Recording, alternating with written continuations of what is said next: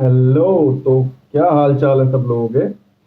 तो आज हम बात करेंगे एग्जाम से रिलेटेड लेकिन सब्जेक्ट से हट के थोड़ा मोटिवेशन के बारे में। कैसे बने रहें पढ़ाई में, क्या फ़र्क होता है सेलेक्ट होने वाले और बिना सेलेक्ट होने वालों में।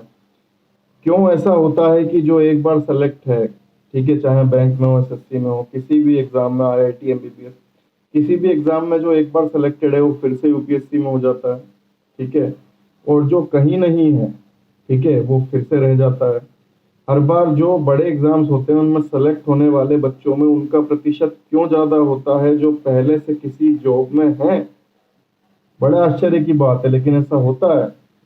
अभी भी मेरे पास काफी सारी क्वेरीज आ रही हैं और आती रहती हैं हमेशा कि सर मैं ऑलरेडी जॉब में हूँ। बहुत सारे लोग वो तैयारी कर रहे हैं जो ऑलरेडी जॉब में हैं, वो कहीं भी हों। ठीक है, चाहे पब्लिक सेक्टर बैंक में हो, चाहे किसी और यूनिट में हो, ठीक है, किसी और गवर्नमेंट यूनिट में हो। ऑलरेडी जॉब वाले क्यों सेलेक्ट हो जाते हैं और फिर से जो नहीं कुछ कर रहे हैं, जिनके पास पूरा टाइम है, पूरे 24 घंटे उनके लिए खुले हुए हैं, ठीक है, उन्हें तो ड्यूटी भी करनी है। जो पहले सेलेक्टेड है उन्हें ड्यूटी करनी है, अपने डिपार्टमेंट के काम करने हैं। अगर उन्हें कोई काम बोलता है तो वो मना नहीं कर सकते कि मैं पढ़ाई कर रहा हूँ, मैं ये काम नहीं कर सकता। उनको वो काम करना है। उसके बाद भी क्यों उनका सिलेक्शन होता है। क्यों ऐसा होता है कि जो एक बार सेलेक्ट हो जाता है, आपने भी देखा होगा, कोई एक बार सेलेक्ट हो जाता है तो फिर वो होता चला जाता है, एक के बाद एक एग्जाम में वो सेलेक्ट होता चला जाता है। और जो नहीं होता वो आगे भी नहीं हो पाता। क्यों? ये तो बड़े आश्चर्य की बात है। इस पर कभी सोचा आपने कि ऐसा क्यों है कि जिसके पास टाइम ज्यादा है, ठीक है, वो फिर भी नहीं हो रहा है, और जो एक बार सेलेक्ट हो गया वो फिर से हो जाता है। उसके पास कौन सी ऐसी जादू की कुड़ी है, कौन सा ऐसा अलादीन का चिराग है उसके पास कि जो पहले से सेलेक्ट है वो ऑलरेडी सेलेक्ट हो जाता है। तो उस जादुई चिराग की आज हम बात करेंगे कि क्या होता है फर्क एक सेलेक्टेड और एक नॉट सेलेक्टेड के बीच में। सेलेक्ट होने वाला क्या सोचता है, क्या माइंडसेट लेके जाता है, कैसे तैयारी करता है, और सब कुछ करने के बाद भी एक बंदा क्यों जाके हार जाता है। किन चीजों का हमें तैयारी में ध्यान रखना चाहिए। तो देखिए, सबसे पहला तो एक क्वेश्चन आता है जो मुझसे भी कई बार पूछा गया है कि ऐसा क्या है जो आपको रोक के रखता है। 2 दिन, 4 दिन, 5 दिन, 10 दिन अलग बात है, और महीनों, सालों एक अपने कमरे में आप अपने आप को बंद करके रखना, या फिर एक फोकस्ड वे में एक एग्जाम के लिए पढ़ाई करते रहना। तो ऐसी कौन सी वो चीज है जो आपको रोक के रखती थी। ठीक है। तो हर किसी का रीजन अलग अलग हो सकता है। कोई किसी रीजन से जॉब चाहता है, कोई किसी रीजन से चाहता है। रीजन सबका अलग अलग हो सकता है, रीजन कभी भी सेम नहीं होते। ठीक है। लेकिन फर्क एक ही बात का है कि उस रीजन पे आप कितना बिलीव करते हो, उस रीजन के लिए आप क्या क्या कर सकते हो, किस हद तक जा सकते हो। वो रीजन आपको चाहिए। ठीक है, आप जिस भी रीजन से पढ़ाई कर रहे हो वो रीजन आपको चाहिए, आपको उसको अचीव करना है। लेकिन वो अचीव करने के लिए किसमें कितनी शिद्दत है। अभी सबको लगेगा नहीं मुझे चाहिए, और मुझे सबसे ज्यादा रिक्वायरमेंट मुझे है, मुझे सबसे ज्यादा रिक्वायर्ड है।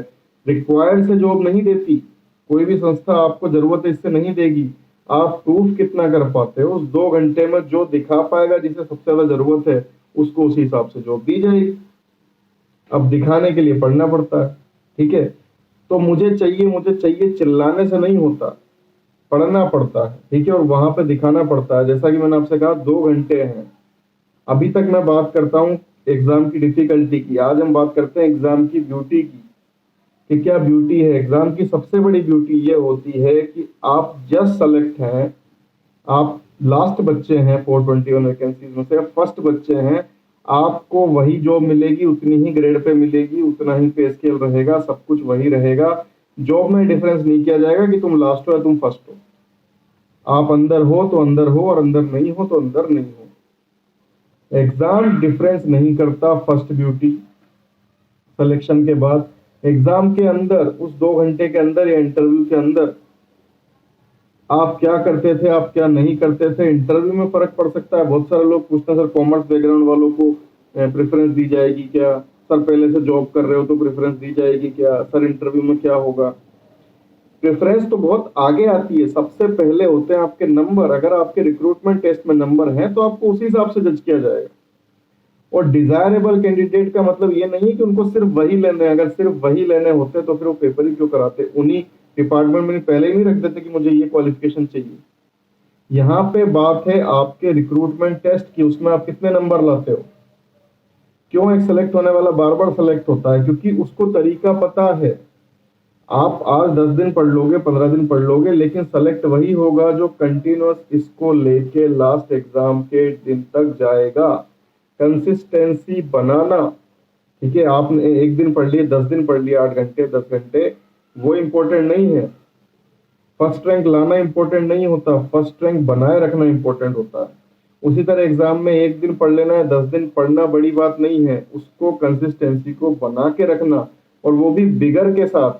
आपके लास्ट में इफेक्टिव आवर बढ़ते जाएंगे, ठीक है, और फिर उस कंसंट्रेशन से आप जाके एग्जाम में बैठेंगे, ठीक है। तो वो इंपॉर्टेंट है। जो ऐसा कर लेगा, और ये यकीन मानिए कि जो भी फिर ऐसा कर लेगा कि वो 6-7 महीने जब से भी उसने पढ़ाई चालू करी है, वो पूरा कंसंट्रेशन से लेके लास्ट के दिन तक लगा रहेगा, उसका सिलेक्शन हो जाएगा। और जिनका पहले हो चुका है उनको पता है कि सिलेक्शन किस तरीके से होता है, यही रीजन है वो उसको फॉलो करते हैं। उनका जो भी शेड्यूल है जॉब के बावजूद वो उसको फॉलो करते हैं, और वही फॉलो करते हुए वो लास्ट तक जाते हैं, और इसीलिए उनका सिलेक्शन होता है। सेलेक्ट होने वाले और नॉट सेलेक्ट होने वालों में वो ये नहीं देखेगी कि पहले से आपके पास जॉब है तो मैं आपको जॉब नहीं दूंगी, आप पहले से कुछ कर रहे हो तो जो नहीं है उसका पहला अधिकार है। नहीं, ये आप कॉमर्स बैकग्राउंड के हो, आप इसके हो, आप मेरे लिए ज्यादा अच्छे हो, नहीं। रिक्रूटमेंट टेस्ट क्यों लिया जा रहा है आपका, वहां पे आपको सिद्ध करना है। अगर आप वहां सिद्ध कर पाए किसी भी तरीके से, जैसा कि मैंने आपसे कहा था कि उसमें आपसे कोई कुछ नहीं पूछेगा, वहां यूपीएससी का बंदा भी नहीं होगा, इन्विजिलेटर कोई और ही होगा, उसको मतलब ही नहीं है आपसे। तो वहां आपको सिर्फ दिखाना है कि आप कितने पानी में हो, आपको कितना आता है। अगर आप दिखा पाए तो फिर आप सेलेक्ट हो, नहीं तो नहीं हो। और ये जो पहले की तैयारी है, पहले के दिन है, यही आपको बताएंगे कि आप कहाँ स्टैंड करते हो, आप कितने दिन कंसिस्टेंसी बना पाए। अगर आप बहुत सारे लोग हैं पहले पढ़ते रहते हैं, फिर कुछ बीच में ऐसा हो जाता है कि वो छोड़ देते हैं, 1 महीने पहले छोड़ दिया, 1.5 महीने पहले छोड़ दिया। अगर आप एक दिन पहले भी छोड़ते हो तो कोई मतलब नहीं है, आज ही छोड़ दीजिए। अगर आपको कंसिस्टेंसी बनानी है तो बना के आपको लास्ट तक रखनी होगी, उसी माइंडसेट से जाना होगा और उसी माइंडसेट से पेपर देना होगा, तभी सिलेक्शन होता है। जैसा मैंने आपसे कहा कि ये 10-12 नहीं है, 50-60% आ गए, 33% के ऊपर आ गए तो पास हो गए हैं। पास नहीं होता है, सेलेक्ट होता है या नहीं होता है, एक ही चीज होती है। तो कंसिस्टेंसी आपको बना के रखनी होगी। कंसिस्टेंसी बना के रखते हैं तो यकीन मानिए फिर आपको कोई नहीं रोक सकता। आपका मुकाबला किन किन से है, ध्यान रखिए, आपका मुकाबला किन किन लोगों से है। 10 लाख में से 1 से 2 लाख तो वो होंगे जो ऑलरेडी सिलेक्टेड है, काफी सारे वो होंगे जो यूपीएससी की तैयारी कर रहे हैं, काफी सारे वो होंगे जो कॉमर्स बैकग्राउंड से। अगर आप अपने बैकग्राउंड को दोष देके या किसी चीज को दोष देके कहते हैं कि मेरा इस वजह से नहीं हुआ, तो फिर तो कोई बात ही नहीं है, क्योंकि लोग तो रहेंगे ही, वैकेंसी तो बहुत कम है, ठीक है। आपको सबसे लड़ना है, किसी का कुछ भी बैकग्राउंड हो, कुछ भी नहीं हो, सबके पास एक लेवल प्लेइंग फील्ड होता है। अगर आप एग्जाम को ब्रॉडर वे में देखोगे तो लेवल प्लेइंग फील्ड होता है, सबके पास समान हथियार है, कोई कहीं अच्छा है तो कोई कहीं अच्छा है। जो जहां अच्छा है उसको उसका उपयोग करना है और वहां नंबर लाने हैं। कोई दूसरा किसी और में अच्छा होगा, वहां से ले आएगा। लेकिन लेवल प्लेइंग फील्ड देखते हुए आपको अपनी तैयारी को बरकरार रखना होता है और कंसिस्टेंसी से जाना होता है। पहले से सेलेक्ट लोगों का सिलेक्शन इसीलिए होता है क्योंकि उन्हें तरीका पता है कि मुझे बना के रखना है, और बना के रखना है मतलब बना के रखना है, फिर बीच में कोई चेंज नहीं आता।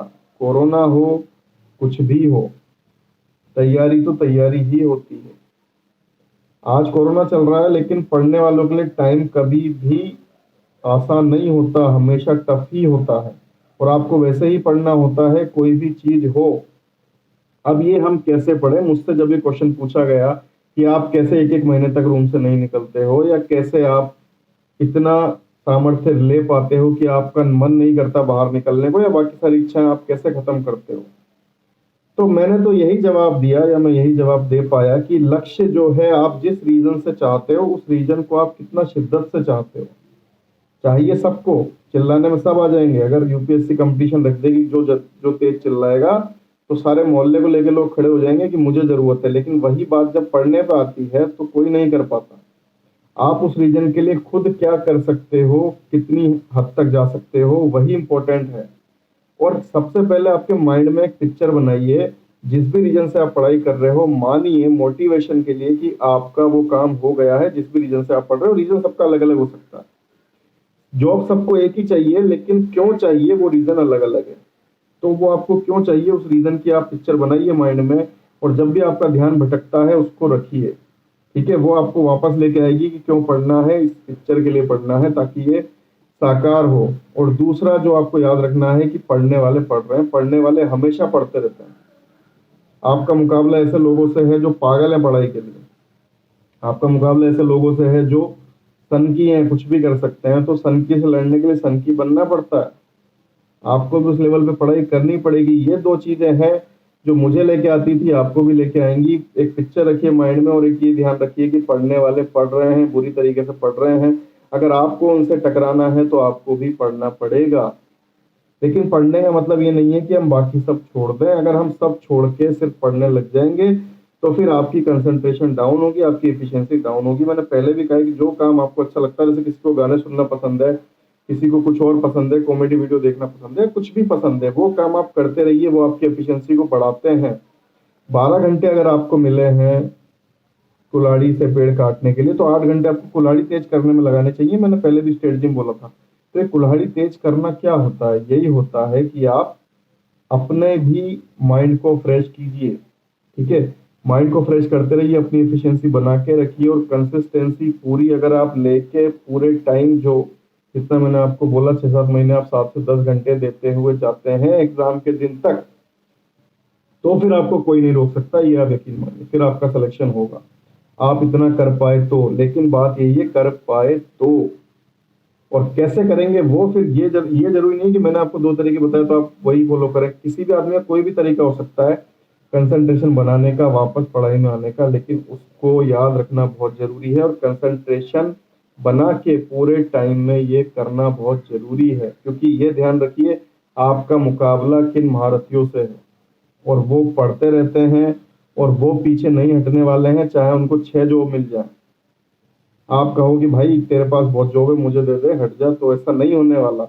ना यूपीएससी उनको छोड़ेगी और ना वो यूपीएससी को छोड़ेंगे। तो जो भी लोग हैं वो रहने वाले हैं, महारथी रहने वाले हैं, पढ़ने वाले रहने वाले हैं। आपको ही उनके जैसा बनना पड़ेगा, वो आपके जैसे बनने वाले नहीं है, ठीक है। तो consistency is the main thing जो एक सेलेक्ट और नॉट सेलेक्ट का अंतर बनाती है। अगर आप कर पाते हैं वैसा तो आप सेलेक्ट हैं, नहीं कर पाते हैं तो नहीं हो पाते हैं। ऐसा नहीं है कि मैंने 4 बार ऐसा कर लिया तो मैं अगली बार भी ऐसा ही रह के, मीन्स 4 बार मैं कंसिस्टेंसी नहीं बना पाया तो 5वीं बार मेरा पिछले 4 की कंसिस्टेंसी में सिलेक्शन हो जाएगा। सिलेक्शन तो आपका तभी होगा, आप कितने भी एग्जाम दे लीजिए, जब तक आप कंसिस्टेंसी फॉलो नहीं करेंगे तब तक आपका सिलेक्शन नहीं होगा। जिस एग्जाम में आप करेंगे, जिस भी एग्जाम में आप शिद्दत से लगेंगे, लास्ट तक रहेंगे, उसी एग्जाम में आपका सिलेक्शन होगा, ध्यान रखिए, ठीक है।